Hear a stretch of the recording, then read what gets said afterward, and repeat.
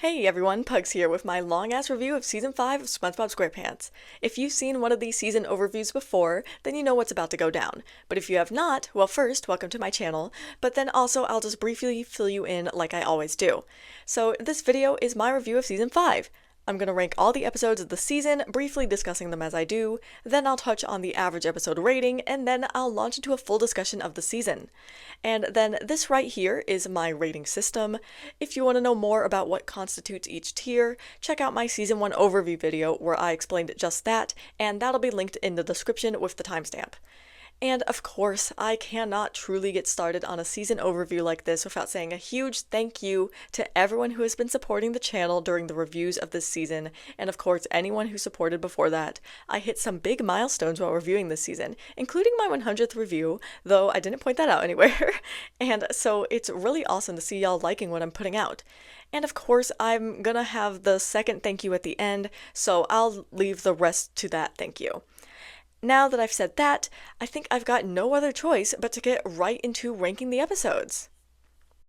Alright, y'all are familiar with the drill by now. Here I am on tiermaker.com with my lovely little SpongeBob SquarePants Season 5 tier list maker, pre-labeled with all of my personal tiers. And here's the episodes down here in production order. So, like usual, I'm going to be ranking these episodes from best to worst, starting with my top 5 and ending with my bottom 5, and going through all the episodes in between. And of course, when I talk about these episodes when ranking them, I'm only giving brief summaries, in most cases incomplete summaries, of my thoughts on them. If you want to hear more about any episode, check out the individual review associated with it. And now, let me just go ahead and get started on this tier list. So, the first episode I'm going to be putting on this tier list is, of course, my favorite episode of the season. And there's only one option here, since there's only one episode that achieved the highest score of the season, a 9.5 out of 10, and that episode is Spy Buddies. I loved this episode so much. The atmosphere of it was excellently crafted, and the way it was so hilariously parodied spy movies was really fun, and the last minute or so of the episode with the plot twist that recontextualizes the entire episode, and in the costume ripping gags, I loved it all. It's one of my favorite episode endings. Just an excellent, excellent episode. Moving on to the second best episode of this season, 2 episodes achieved a score of 9.4 out of 10. And the episode that I've decided is going to be second place is Crabs a la Mode. And like most episodes that I've got nothing but positive things to say about, this episode is freaking hilarious through and through. I also thought that the use of the environment was very clever, both in-universe and out-of-universe from a creativity perspective. This episode is simply a lot of fun. The plot is there, of course, but it's rather simple. It's also relatable in a way because I, too, do not like touching my thermostat because it costs money. I also thought the animation was especially expressive in this episode. The other episode to achieve a score of 9.4 out of 10, and the third best episode of Season 5, is The Inmates of Summer. I know that this is a surprise for many because this episode is extremely underrated, but I have always loved it. The plot is excellent and its execution is fantastic. I love how this episode showcases SpongeBob's character and ability to be positive in the worst of situations, which is then hilariously flipped on its head during the ending when SpongeBob and Patrick have their spirits broken by doing childish crafting, which is something you'd expect they'd love. And then this episode also includes a standout character with the Warden, who provides much of the comedy during the course of the 11 minutes. For the last 2 episodes of my top 5, they're both episodes that received a score of 9.3 out of 10. And the first of these, the 4th best episode of the season, is gonna be New Digs. If I can find it. There it is. Okay. While a slight step down in terms of comedy factor from the previous 3 episodes, this episode is still freaking funny. I really like the plot of this episode. SpongeBob deciding to live in the Krusty Krab is a very interesting plot, and the execution did exactly what I hoped it would do. I also find that the pacing of this episode is pretty noteworthy, as pacing is not something you typically think about when watching this show, but the pacing of this episode was just so good I had to point it out. This episode also knows when to go above and beyond with the dramatics, which is something that I love to see. And now, for the 5th best episode of Season 5, we've got Blackjack. which, as a reminder, had that score of 9.3 out of 10. In many ways, this episode is actually funnier than New Digs. However, the very ending of the episode was not as funny, and so it left the episode as perhaps a slightly less amazing product than the previous episode. Really, I view these two episodes essentially equally, but I had to make some kind of decision. But that's the only even remotely negative thing I can say. This episode is excellent. It's so funny, full of the dramatics that I love, and even has an air of mystery to it. And y'all should know by now that if an episode has an air of mystery, there's a very, very good chance that I'm going to be interested. This episode is also innately interesting because it is about members of SpongeBob's family who up to this point we've only seen sparingly. And now that I have discussed the top 5 episodes of the season, it's time to talk about the rest of the episodes that found themselves in my amazing tier. In total, 13 episodes landed in this tier, meaning I've got 8 more left. And to start things off, 4 episodes achieved a score of 9.2 out of 10. So evidently, I view these episodes generally the same when it comes to quality, but of course this is a ranking video, so these episodes are still being ranked. The first of these episodes with a 9.2 out of 10 is gonna be good ol' what's-his-name. This episode might be a few minutes shorter than a normal 11-minute episode, but that doesn't stop it from being fantastic. In fact, what makes it so good is how all of the jokes come fast and hard, and they work. The way the mystery customer's name was literally "What's it to ya" is hilarious and made for a really excellent joke. And Squidward in this episode is especially funny, and SpongeBob is especially wholesome. Just fantastic work all around, especially when Squidward interacts with the mystery customer. The second ranked episode to receive a score of 9.2 out of 10 is gonna be The Krusty Plate. It's short, but man, does it pack a punch. These 4 minutes are just amazing. Like, this episode is so funny, and it's based entirely on being melodramatic, which is one of my favorite things. The way SpongeBob pulls out a whole giant laser gun to clean a plate is so funny, and Mr. Krabs' reactions throughout the episode also really play off the drama well. I almost wish this episode was longer, but I think, like with the previous episode, what makes this episode so good is that it's perfect as the length it is. It's made to be the length it is. That is when these short episodes are at their best. The third ranked episode to receive a score of 9.2 out of 10 is Roller Cowards. This episode is funny, but its primary strength is in the wholesomeness of the plot and how it depicts a pretty relatable thing, which is peer pressure and trying to seem cool for your friends, and also facing your fears. This episode also features a roller coaster, and I adore roller coasters, so this episode has a bit of a soft spot in my heart because of that, but that doesn't mean that I'm elevating an episode that doesn't deserve it, because this episode certainly does. It's excellent. And the fourth ranked episode, and last, to receive a score of 9.2 out of 10 is the very first episode of Season 5, Friend or Foe. Like the previous episode, this episode, while it's funny, is certainly not the funniest, but that's not why it's rated so high. Rather, this episode tells a great story, which is good because this is a special episode where stories matter more. This episode tells the backstory of Mr. Krabs and Plankton excellently, interspersed with some hilarious patchy segments, and the way the bias of the storytellers are revealed is done pretty well. And the point of this episode is to answer a question, and it answers it with amazing flair. The next episode I'm putting up here on the tier list is gonna be SpongeBob vs. the Patty Gadget, which came in with a score of 9.1 out of 10.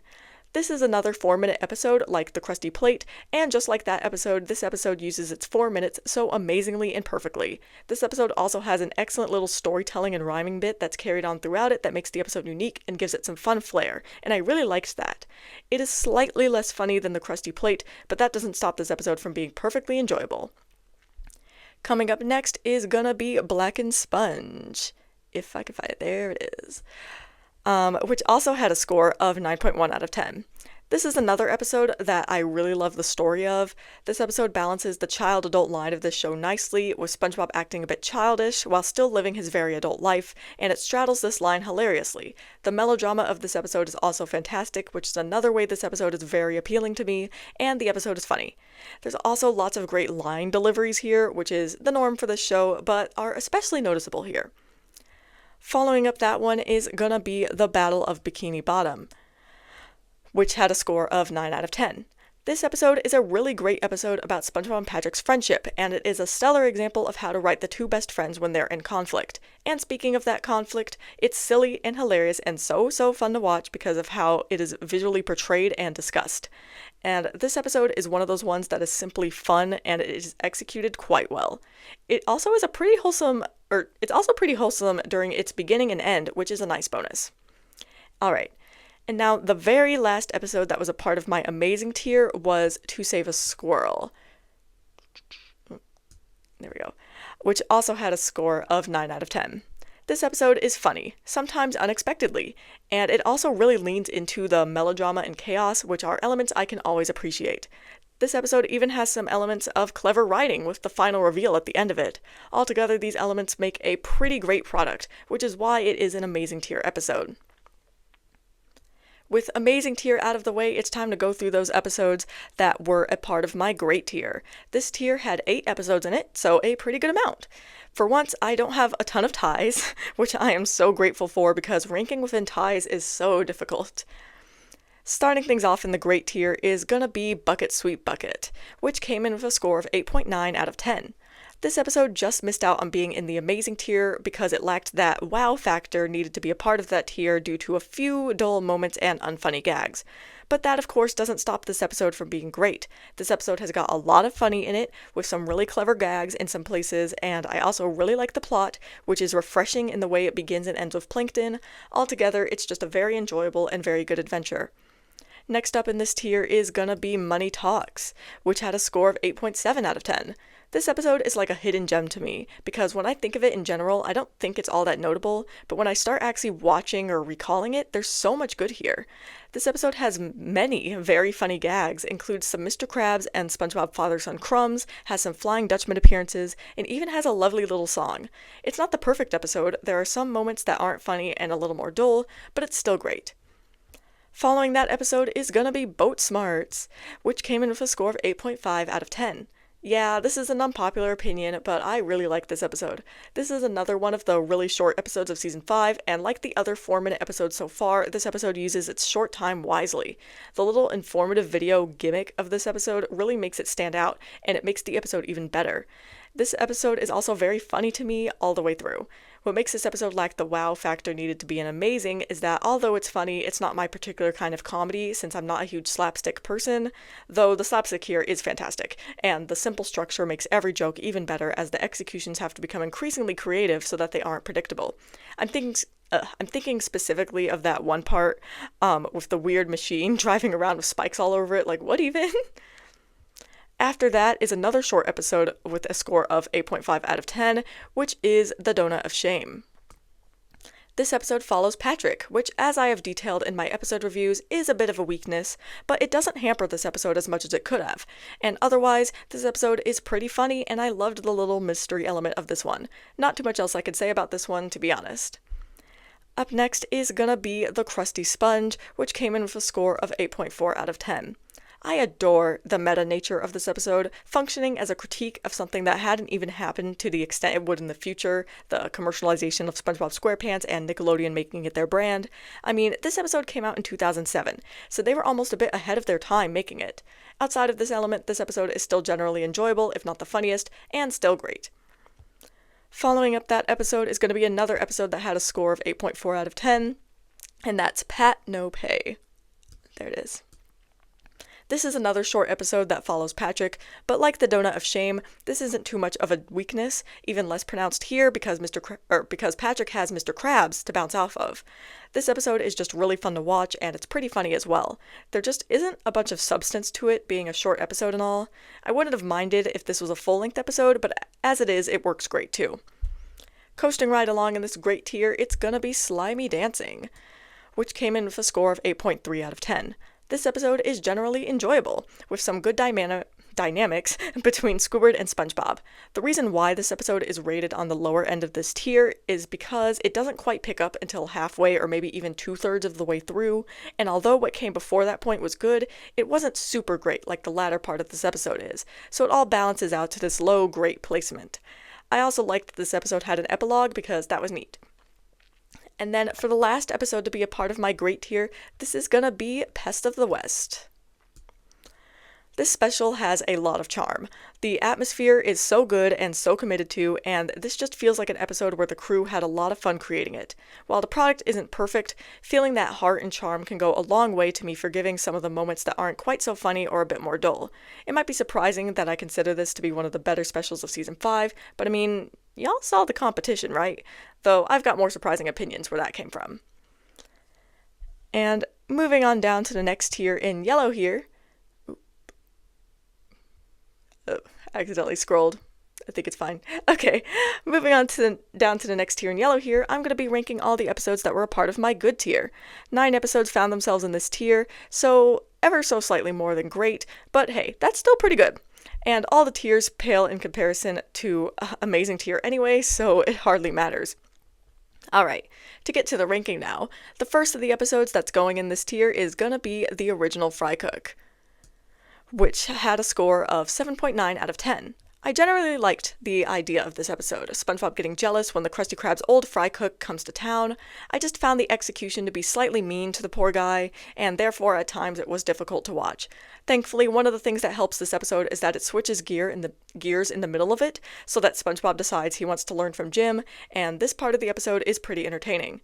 I also think that the character of Jim adds some good comedy in some moments, especially the way he interacts with Mr. Krabs, having a dynamic with him that, while similar to Squidward's, is still a bit different, which is refreshing.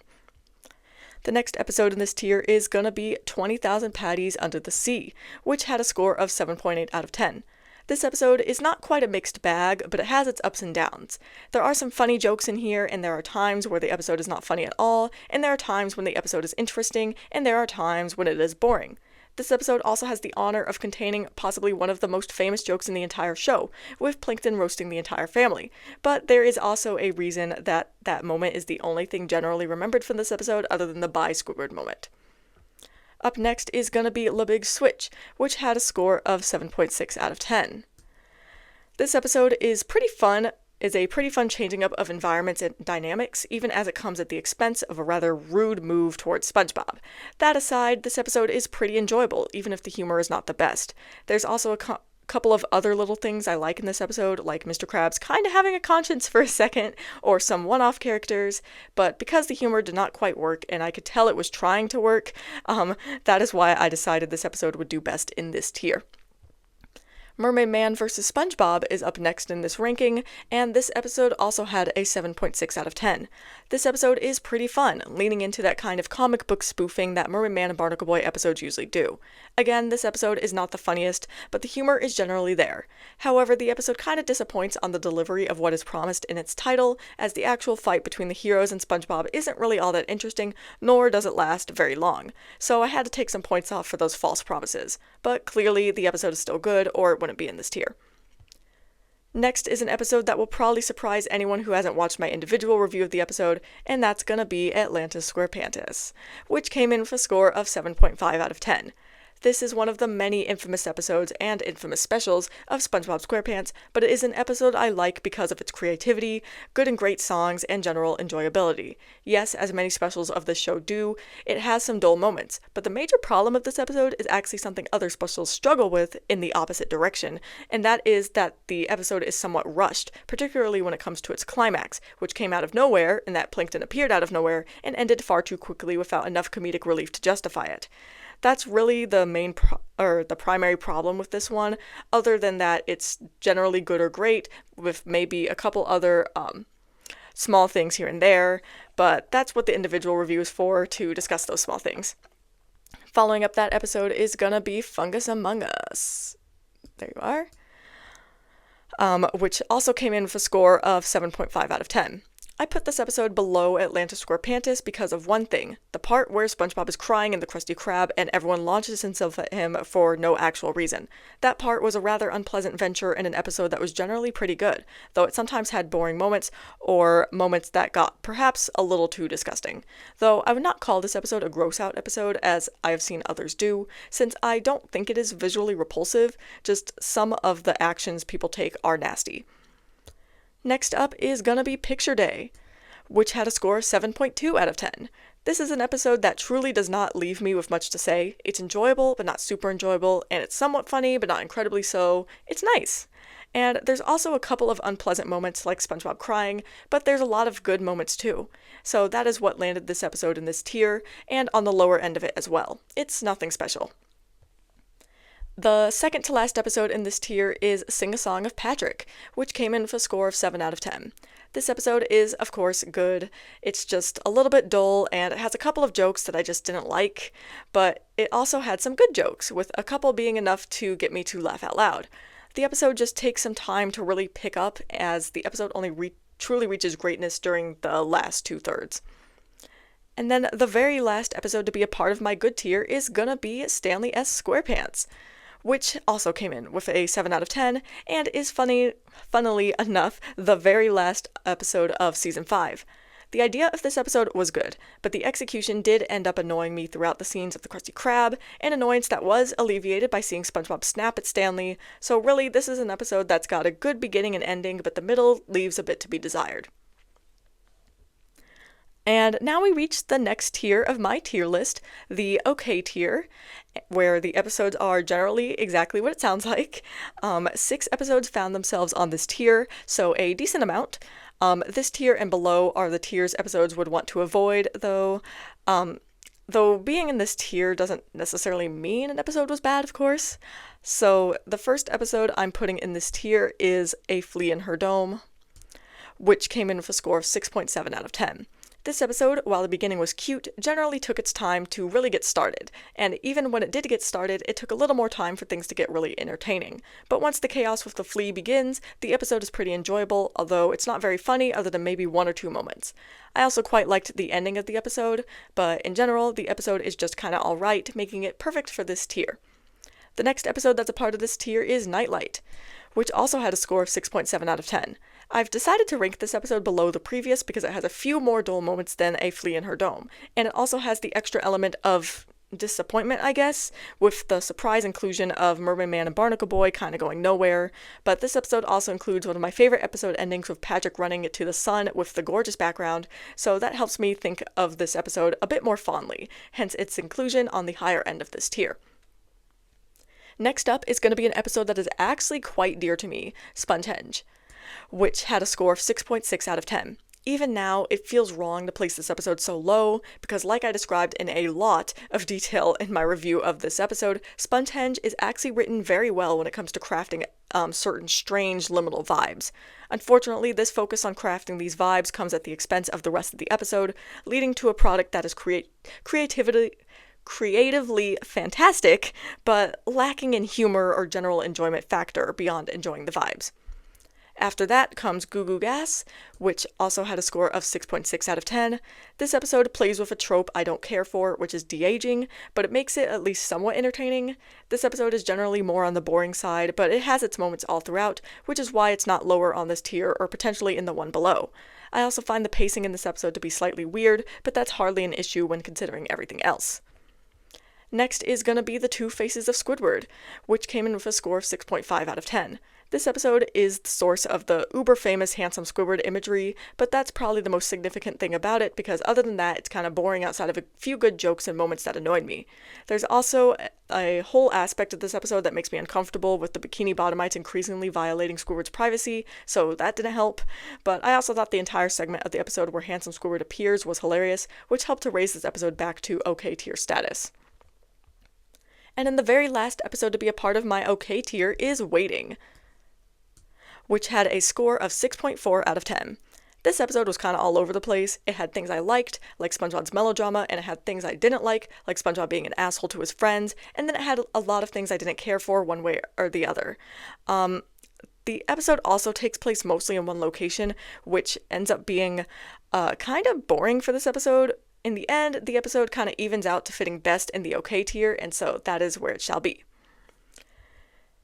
And now we reach not only the episodes that belong in the mediocre tier, of which there were 3, but also my bottom 5 episodes in general, including the 2 episodes of this season that reached my barely tolerable tier. So let's get started on that. Coming in at number 5 of my bottom 5 of the season is gonna be Band in Bikini Bottom, which had a score of 5.9 out of 10. The problem with this episode is that it didn't do enough with its rather interesting concept of Krabby Patties being banned. Also, Miss Gristlepuss was annoying, which I know is the point, but that still impacted my enjoyment. There are a couple of good jokes and moments here, but generally the episode wasn't super good. Not outright bad, which is why it isn't in the tolerable tier or below, but not really even decent either. Moving on to number 4 of my bottom 5 of season 5 is gonna be Rise and Shine, which came in with a score of 5.8 out of 10. This episode is why I believe that Patrick Star as a character will always struggle to lead an episode on its own, because when he has no one to bounce off on, his character and humor does not work, at least for me. This episode is just 4 minutes of uninteresting foolishness, with the exception of the very ending, which was actually somewhat entertaining. That ending is also why this episode is in mediocre and not barely tolerable, because this episode was so short, there's only a small chance it could have ended up in bad, but that chance was not 0. Up next is number 3 of my bottom 5, To Love a Patty, which had a score of 5.4 out of 10. I co-reviewed this episode with Spongy Reviews, and as you might remember, or as you can tell with this score, I don't hate this episode like many do. It's not good to me because the idea of SpongeBob falling in love with a sandwich is just boring and a product of irritating amount of normativity and heteronormativity. The episode itself is rather boring outside of every moment that reminds me of these two facts, and there are some moments that are actually good. Like, I thought the song was actually funny, same with SpongeBob going ham on the scallops, which I know is unpopular. The episode also had some well-painted shots and backgrounds, but yeah, not a good episode for sure. And now we move on to the last 2 episodes of my bottom 5, which were both members of the barely tolerable tier. Number 2 of my bottom 5 is gonna be Breath of Fresh Squidward, which had a score of 4.8 out of 10. This episode had the potential to be good. The idea of a role reversal between Squidward and SpongeBob was interesting, however the execution left much to be desired. While it started off fine, maybe not the funniest, when the episode reaches the Krusty Krab, it just gets irritating and a little bit nonsensical when it comes to Patrick's role in the episode. SpongeBob snapping at Squidward is somewhat cathartic, but also is somewhat unearned and unjust, making it difficult to decide whether I enjoy it or not. Just a generally less than pleasant episode, personally. Alright. And here we are at the end of the tier list with the very last episode, my least favorite episode of season 5, number 1 of my bottom 5, Whatever Happened to SpongeBob, which had a score of 4.2 out of 10. Like the previous episode, this episode had potential. It had a hell of a lot of wasted potential, even to the point where the advertising shorts for the episode were better than the actual episode. This episode is flat out unpleasant, and its few saving graces that prevent it from going straight to bad are that, as a special, that unpleasantness is only a relatively short portion of the episode, kind of, and there's also some funny moments here, but in general it lacks real catharsis or a resolution that I find acceptable, and so I have decided that it belongs here, intolerable, and my least favorite episode of season 5. And let me just pause here for a second so y'all can take in the finalized tier list. Any surprises? Any rankings you completely disagree with? I know they're there, but let me be positive. Any y'all definitely agree with? Let's get a discussion going in the comments. And now, let's move on to discussing Season 5 in general. Alright, as per usual, I'm going to start the discussion of the season with talking about the average episode rating of the season. It's funny because as I was ranking the episodes this time, I started thinking that maybe I should have also said the median episode score, but I guess since I ranked the episodes, you can figure out the median easily. Well, somewhat easily. You'd have to know or count the amount of episode segments, which I have. There's 41. Okay, well, anyway, let me actually talk about the average episode rating of this season. It was a 7.8. So like I always say, this number by itself doesn't really mean anything. There's a lot of different reasons why a number can come out a certain way. The best use it has is through comparison. The average episode ratings for the previous 4 seasons were 8.4, 8.3, 8.4, and 7.8. So the average rating between season 4 and season 5 is the exact same, meaning that theoretically these 2 seasons are the same in quality, and both are below the first 3 seasons in quality. While this could be true, this judgment is far too simplified, which is why I don't really use this number for anything beyond satisfying some curiosity and beginning the discussion on the quality of the season in question and comparing it to others. So why don't I actually just discuss the season now? How about that? Alright, so season 5. What can I say about season 5? When it comes to talking about season 5, it feels like there's both so much and so little to talk about at the same time, but I've got a few ideas of where I can start. Let's go with this. I feel like this season is so often left out in discussions about this show and its seasons and its eras. Like, season 4 is starting to be included in the classic era, and season 6 is often regarded as the first bad season, but who talks about season 5? Not a lot of people, I can tell you that. And that's despite the fact that it has a lot of episodes that are memorable one way or another. So to me, season 5 is the most forgotten season, and it occupies an interesting liminal space because of this and its positioning between two different perceived eras of the show. Maybe this is why so many of its episodes have been forgotten by the fandom at large, because I was definitely noticing that. I was covering a lot of episodes that I thought were hidden gems, or even if they weren't high quality, they still just simply were not talked about. I guess season 5 has kind of faded in the background between the contention of season 4 and the disdain of season 6 and beyond. This is kind of fitting considering how I view season 5 as a transition season, but that is something that I'll be discussing near the end, so I'll table that for now. What I want to do now, rather, is just discuss what I thought of season 5 in general and its quality. I mean, in general, I think this is a really good season. Perhaps the quality is not the same as seasons 1, 2, or 3, but that's more because it has more episodes that aren't amazing or great. Not so much because the quality of their amazing or great episodes have gone down, if that makes sense. But let's talk about episode quality for a second. One worrying trend that I began to pick up on during this season were that some episodes had some prolonged moments of boredom or dullness. It almost felt like a backslide into season 1 slowness, but without the rest of the vibes and material that made the slowness there work. The existence of whatever happened to SpongeBob was also quite worrying on its own. That a mean-spirited episode where so many characters are unlikable was considered a good idea is a little bit concerning, as it makes one wonder if this is going to be a repeat event, but perhaps it's just a one-off thing. Yes, I know the answer to this, but let me have this. Other than these two things, there were no other worrying trends in season 5 of note. Overall, the episodes of the season were quite enjoyable and pretty funny.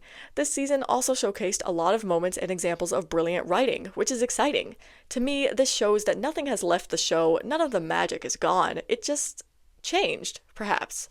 I don't want to say evolved because of the connotations of that word, so I'll just say changed. And I think instead of the balance between interesting plot and great humor, which isn't a dichotomy, but I'll pretend they are right now for the purpose of the statement, leaning much more towards great humor like it did in seasons 2, 3, and somewhat 4, this season showcased the balance beginning to lean more toward interesting plot. This is also why there were a few episodes of the season that had a lot of missed potential, and also why this season is experimental in a few ways, but I'll get to at least the second thing in a moment. Also, there's nothing wrong with this balance being shifted, other than perhaps this season not meeting expectations set by previous seasons. That's not really something that's bad, but I think it could be a reason why some people struggle with watching past seasons 3 or 4, and especially once we get into season 6 and above, although those seasons are different in other ways, and I'll get to that when I review them. Before I get into the last main point or two of this discussion, I just wanted to take some time to point out a few other little random things I noted about this season. One thing is that this season had 3 episodes, which is far more than usual, about SpongeBob's family. It was nice to kind of expand the world and characters of the show in this way, and I think that leans nicely into the experimental nature of this season. Another thing I want to point out is resolving the idea I put out about this season potentially highlighting an arc for SpongeBob between the original Fry Cook and Le Big Switch. To be clear, I was joking when I said that there was almost an arc here of SpongeBob improving his sandwich making, but I think it's interesting to note how many episodes this season are about SpongeBob's integralness to the Krusty Krab. This isn't a new idea, being seen as early as Pickles, but I think that since this season also highlights his insecurity quite a bit, as seen in the original Fry Cook and Breath of Fresh Squidward, and even a bit in Stanley as SquarePants, this season kind of makes sure to play into the complexity and nuances of SpongeBob's character. And this doesn't always work. I didn't like Breath of Fresh Squidward after all, but I can definitely appreciate the attempts, especially in light of the common criticism that this show flanderizes its characters after season 4. And yeah, I use that term even though I hate it. It's a common shorthand for people, so I gotta use it. But anyway, goes to show that for many of the people who lob around such terms like flanderization, they don't actually watch the show they're critiquing, because as I see it, every character so far has the same complexity they always have, with perhaps certain traits being emphasized differently than before. I also think the way this season played with the child-adult line was different. I can't explain it at all though, and I don't want to say it lacks the same charm as the first 3 seasons did with playing with this line, but it does feel like there's something different. But I don't think it's a bad different, just there's a reason I didn't mention that line nearly as much this season. It just didn't feel like as much of an integral part of the show as it usually is, but maybe that's because after 5 seasons I'm so desensitized to it. I don't know, I'm just rambling here. Alright, now I want to end this discussion by continuing the conversation I started in my review of season 4 about how that season, and in particular, especially nowadays, this season being regarded as the beginning of the end of this show. And I've already quote-unquote debunked that particular thought and given my opinions about it during my review of season 4 and I believe my review of Good Neighbors, so I won't get into that again here. This season is also kind of seen as a transition to seasons 6 through 9A, which are thought of as the bad era. Now, this is something I can agree with. Not that seasons 6 through 9A are bad, or even the same era, to be honest, but that season 5 is a transition between season 4, or really season 3, and season 6. An important aspect of season 5 being a transition season is that it feels a lot like season 4, and this is not a bad thing, which is where I diverge from popular opinion. For one thing, it keeps up the adventurous writing that started during season 4. And frankly, the experimentation of this season is perhaps its defining characteristic. That is why I have decided to call it the daring season. This season, to me, is all about taking risks and finding ways to spice up the show, ensure it doesn't become boring or exhausted of all creativity, which by this point was a necessary change because of the increasing longevity of the show. Out of the 5 seasons that I have reviewed so far, season 5 is easily the most adventurous, and I don't just mean the obvious picks like Spongehenge, though that is definitely one of the best examples of how exploratory season 5 is. The 3 different episodes expanding on the SquarePants family, To Save a Squirrel, the inmates of Summer, Black and Sponge, every special episode, the experimental episode links, these are all very exploratory, adventurous things to me. And not every episode of season 5 is a successful experiment, of course not, but I appreciate that season 5 tried. I appreciate all the new and interesting ideas that were brought up this season, even if that did mean we got episodes of out-of-character writing, or episodes that missed the mark. And with the ending of season 5, we have also reached the end of what I consider to be the second era of the show. If you remember, I called seasons 1 through 3 the classic era, which also happens to be the popular name for that era. Well, for me, seasons 4 and 5 are the transformation era. Season 4 finds itself being similar to what came before, which is why I called it the lingering season.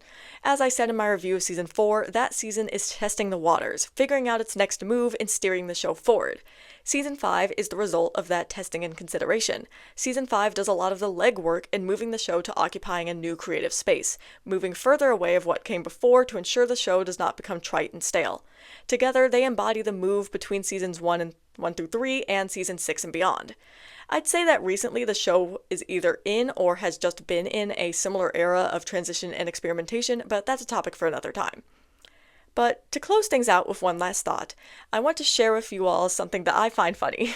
So I did a review of this season back in 2022. I barely remember writing out all of those ratings, but I did it. Today, it is obvious that I hadn't bothered to rewatch the episodes when I rated them, rather just went off vibes. Goes to show the importance of actually engaging with the things you're talking about. But the reason I'm bringing this up is because there was one thing I mentioned in that review that I think still rings true. Back then, I said that people slept on season 5, and it's true. Season 5 is absolutely a sleeper season, being the most forgotten season in the show, and to that, I say it's time we wake it up. As always, I'm ending the season review with some closing thoughts because I continue to find it funny that I'm offering closing thoughts for a video of closing thoughts. I mean, obviously, I've got nothing else to say directly about season 5. I had a good time reviewing this season. There were a lot of episodes that I enjoyed talking about. And outside of that, I reached 300 subscribers while reviewing this season, and I finally did a milestone video, and as I write this script and record it, I'm nearly at 400 subscribers. I'm so grateful to all of you who have decided that this is the channel you want to tune into. I feel honored, frankly. And I love interacting with y'all in the comments, so please keep them coming. It's hard to believe that I'm ending Season 5 now, on the cusp of reviewing Season 6. It all just keeps going by so fast.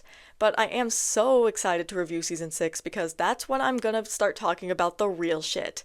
The shit that people hate. And it's gonna be fun. In fact, the first episode of the season is gonna bring me right into that, as the very first episode of Season 6 is House Fancy. I can't wait to see y'all there.